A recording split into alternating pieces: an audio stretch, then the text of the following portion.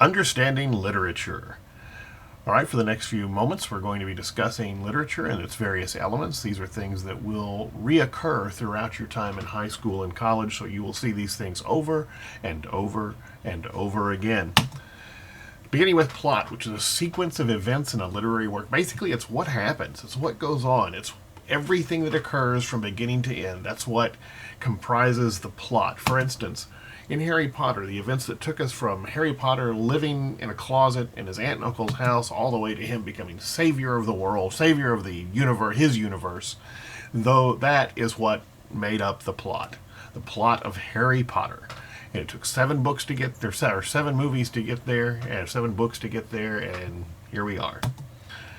There are different types of plot. The main ones you need to be familiar with is a linear plot that develops along a chronological line, like a biography, starting from when the person was born all the way to when the person dies, without using flashbacks or anything, just moving straight forward through the sequence of events.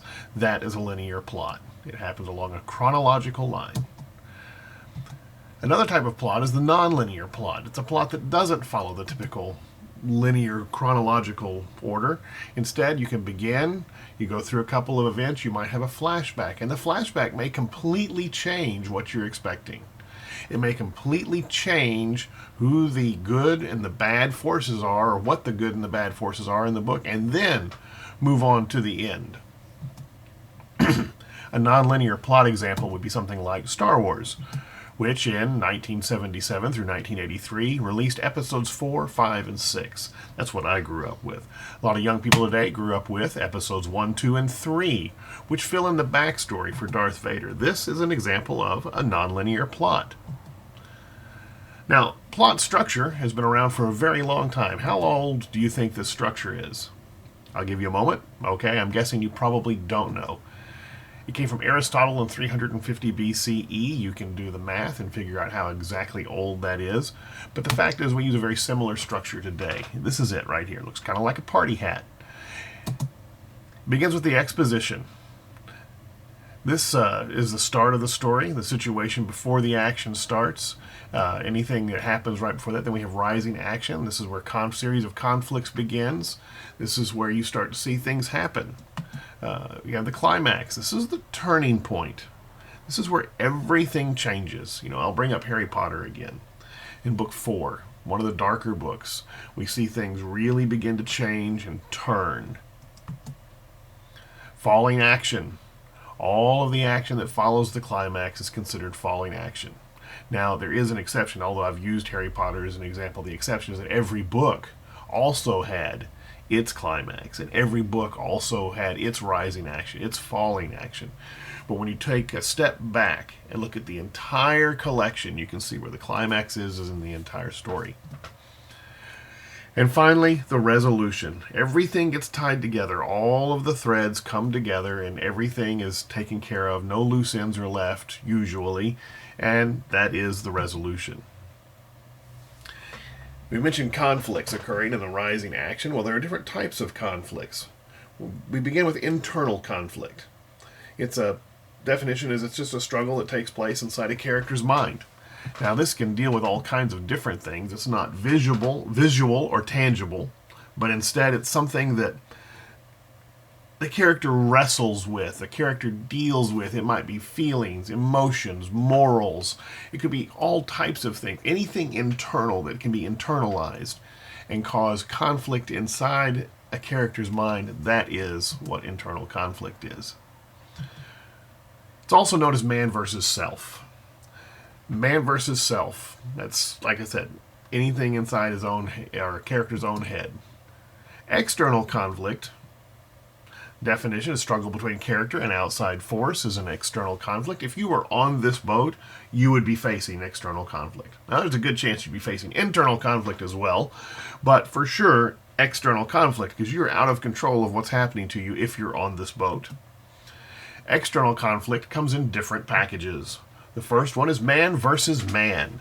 This is any time you have fighting between two individuals, not just male individuals. Man is used in the form of mankind. So man versus man. You also have man versus environment. This is external as well. The environment is something outside of the character. So therefore, man versus environment is the second type of external conflict. Another type of external conflict is man versus society. This is where someone is against the government, or someone is having to deal with repercussions from the society that he lives in, the culture that he lives in. It's man versus society. Let's talk about irony for a little bit. The definition of irony simply comes from the Greek word iron, which means a dissembler in speech. In modern English, the term usually refers to speech incidents which the intended meaning of the words is contrary to their literal interpretation. In other words, the opposite is meant rather than, or the opposite occurs rather than what is expected. It is not the opposite of wrinkly. You can see irony showing up in different types of literature throughout history. It really kind of popped up, developed in the Age of Enlightenment. You'll find it in the Canterbury Tales, when the Merchant's Tale, I believe it's called, and you'll find it in Shakespeare's Julius Caesar and other Shakespeare works as well. You'll find it in Jonathan Swift's A Modest Proposal, one of my favorite pieces of work, in which Jonathan Swift suggests for saving the English, we should start eating Irish babies. Well, interestingly enough, people took it seriously. It was during the time of the famine, and you've got large families in Ireland, and he writes this proposal and writes it in very formal English, very formal, almost legal-like terms. This was not received well. In fact, one of the ironic things, like I said, was that people saw it as legitimate and therefore attempted to have him declared insane. Situational irony, pictures are great. Let's take a look at this. We've got a picture of firemen putting out a fire. Well, take a really close look and see where the fire is. That is situational irony. It's a contrast between what the reader or character expects to happen and what actually exists. For instance, you don't expect the peace team member to be beating the snot out of somebody on the other side of the fence. That's just not something you expect to happen. Situational irony. Dramatic irony, very easy to explain, sometimes difficult to remember, is when the reader or viewer knows something that a character does not know. For instance, Big Mama's House. We know he's an agent. We know he's a guy. Not every character in the show knows that. Mrs. Doubtfire. Robin Williams his character is trying to win back the respect and love of his kids. And he does it by posing as Mrs. Doubtfire, and not every character knows that that's him. In fact, for a while, the kids don't even know. So it's a very, that is dramatic irony. And of course, Hannah Montana, until she puts that wig on, she's not Hannah Montana. And all of a sudden, she is. And no one knows that she's really somebody else, or that Hannah Montana and her alter ego Miley are not the same. Anyway, so it's just a silly example, but it works. Dramatic irony. A few more pictures of irony. I do believe a picture is worth 1,000 words. Take a good look. You can see that it's probably not a spelling teacher. Now, this is an ironic picture. Now another one. Here's one. You'll be able to figure out why it's ironic on your own. And finally, nothing can explain irony more than a fire hydrant on fire. Verbal irony. This is when someone knowingly exaggerates or says something and means another. For instance, if I have a student who has done maybe not too well in class or is talking in class. Say someone is talking in class and just going da da da da da da da da da da da da da while I'm talking. I might say something like this. Jalissa, would you please speak up? I can't hear what you're saying. I'm really asking her to be quiet, but I'm using the term, would you please speak up? I can't hear what you're saying. Or, I am so glad that Jalissa is quiet today. That's really more sarcastic than anything else. Sarcastic is more personal and biting. It kind of cuts. It's also very personal, like I said. It's almost taunting. It's the use of praise. I am so glad you're quiet today. That's not really what I'm saying. So the opposite is that it's to insult someone. So in my case, it's not to insult, but it's to get the opposite reaction. There are two sides to everything, my side and the wrong one. I'm happy, don't wreck it by talking. I know how you feel. I just don't care. These are all sarcastic phrases. Foreshadowing. When an author mentions or hints at something that will happen later in the story, this is what's called foreshadowing. We all recognize the picture of, that's right, Little Red Riding Hood. We look at the story. Once upon a time, there was a little girl who lived with her mother. Her mother asked her to take her old and lonely grandmother some food one day. Don't stop along the way. Go straight to your grandma's house and back. Don't talk to any strangers, and watch out for the wolf in the woods. Now, get going. Interestingly enough, Little Red Riding Hood manages to break every one of these things her mother says, making what her mother says foreshadowing. A theme is a central idea or insight about life. The theme is not the subject. Love is not a theme. Love can be a subject. Living the simple life leads to greater personal freedom would be a theme. The deepest loneliness is sometimes felt when we are among friends. That would be a theme. A theme with love would be something like love conquers everything. Love triumphs over evil. These would be themes about love. Love itself is not a theme. With that in mind, keep the following guidelines in mind as well when you want to find the state the theme of a work. It is not the same thing as the subject. For instance, loyalty. That is not a theme. However, if loyalty to a leader is not always noble, that could be a theme. Loyalty is incorporated, but it is not the only thing that's involved in the theme. Writers often express theme through what their characters learn. So you need to look at the character in a story. Does he change? Does he grow? Does he stop growing? Does he retreat into himself? What happens to the character that you're reading about?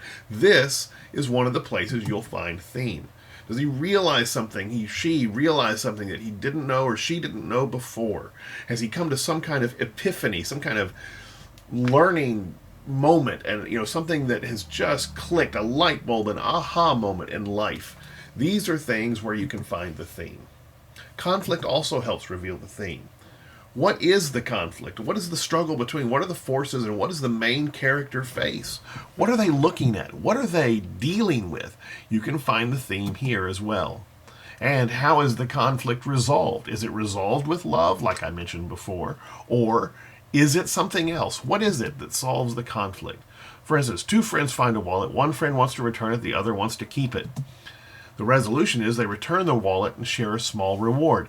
Now, without any other details, just stripped down to its bare essentials here, we've got the conflict and the resolution. The theme would be people are often rewarded for making the right moral decision. Now, you could fill in all kinds of details with the conflict, and before you even got to the resolution, you have a complete story here.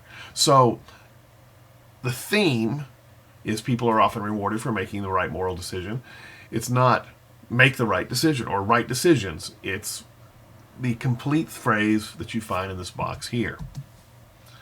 Sometimes the title will give you clues. Does the title have a special meaning? Gift of the Magi, for instance. Great story, interesting title. The Scarlet Ibis. While the title doesn't begin having a meaning, it does after the event in the story where the bird falls from the tree and dies at the feet of the family. Then the title does have a special meaning, and at the end of the book, the meaning even becomes more clear. So yes, finding the theme, you look at the title to find clues for that. Does it point to the theme? That's what we've just discussed. And the theme applies to the entire work. You must remember that. It implies to the whole thing, not one event, not one thing that happens. To test your statement of theme, you need to ask, does it fit everything? There's no single way to state a theme. A lot of people express it in the same theme in different words, so therefore it's subjective. How you state the theme will be different maybe than how I would state it.